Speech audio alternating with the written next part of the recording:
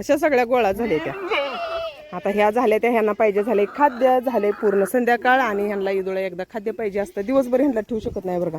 11 वाजेपर्यंत घालतोय आणि 11 वाजता ह्यांना ह्यांचे खाद्याचे भांडे आत ठेवतो उचलून. कारण शेळ्या मोकळं सोडतोय आणि शेळ्या ते खाद्य खाते त्या. त्यामुळं ह्यांचं खाद्य ठेवलेलं असते. मग इकडं तिकडं कडने सांडलेलं इकडं तिकडं खाते ते. आणि आता झाल्या संध्याकाळ. आता ह्यांना एकदा खाद्य खाल्ल्याशिवाय कोंबड्याच्या त्यांच्या घरात जाऊ वाटत नाही. शेळ्यांचं खाऊन झालंय. ह्या सुबाबळीच्या काटकी सुबाबळ टाकली होती आणि त्याचं पूर्ण साल बिल सगळं खाऊन टाकले बरं का. आणि साल महत्वाची असते. साल पूर्ण खाल्ल्या बघ, साल काढून खाल्ल्या. आणि आता ह्याला टाकायचंय काय माहिती आहे का, बुसकट घालायचंय. आता भैया काल शेळीचं दूध पिल्ल्याला पाजलं नाही. मग त्या शेळीच्या कासत दूध एवढं कसं आलं. हा तर मी पाजायलाच पाहिजे मला. आणि पाजायलाच पाहिजे मला काशी ना. तर पाजली नाही ते दूध. आता पाजायचं शेळीचं दूध घाला. तो बसलाय बघा. हो वाट बघते मला कधी दूध पाजते कधी दूध पाजते. म्हणजे सगळी वाट बघत बसलेली इथे. पांढरी पाट गाभण नाही आणि पार्टी आपल्या अंगावर बसलेले. माझ्यावर बसल्या पार्टी त्यांना द्यायची. पाट काय गाभण नाही, नुसता सुधरायला लागले खाऊन. प्यायला येते म्हणून मारत्या. पाट गाभण नाही आणि पाट विकायची ठरले या. विकायला पाहिजे. आता काय उपयोग नाही ह्याचं. कारण आता कालच्या पौर्णिमेला हिला 2 वर्ष झालं. 2 वर्ष आपण फुकट सांभाळलंय बघितलं. पण ही पाट काय माझावर येणार. हां माझावर येणार. त्यामुळे ही पाट आहे विकायची. आता एकदा वाटतंय नको विकायला. येईल जाईल गाभण आहे का नाही मुला.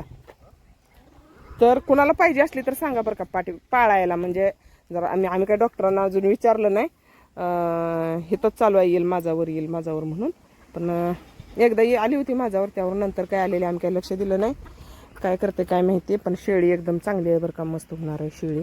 लय भारी होणार आहे. कसली खतरनाक शेळी होणार आहे. कोणाला जर पाहिजे असली तर सांगा.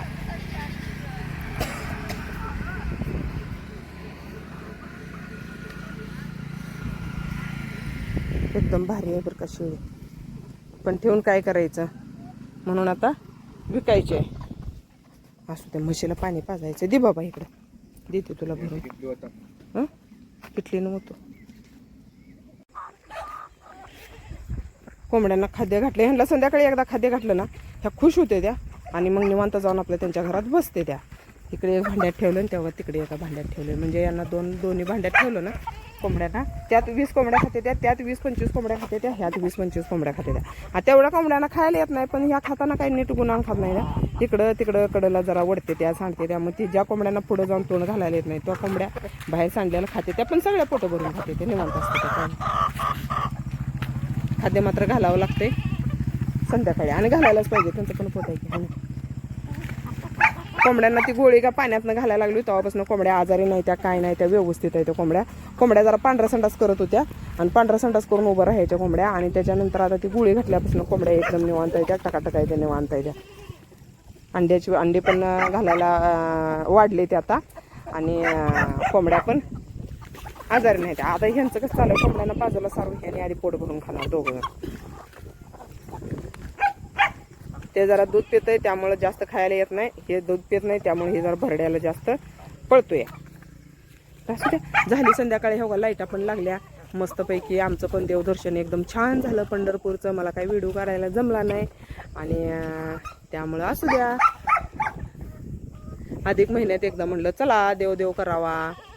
देव करून आलो. काळ्याला सोडायसाठी गडबड चालल्या.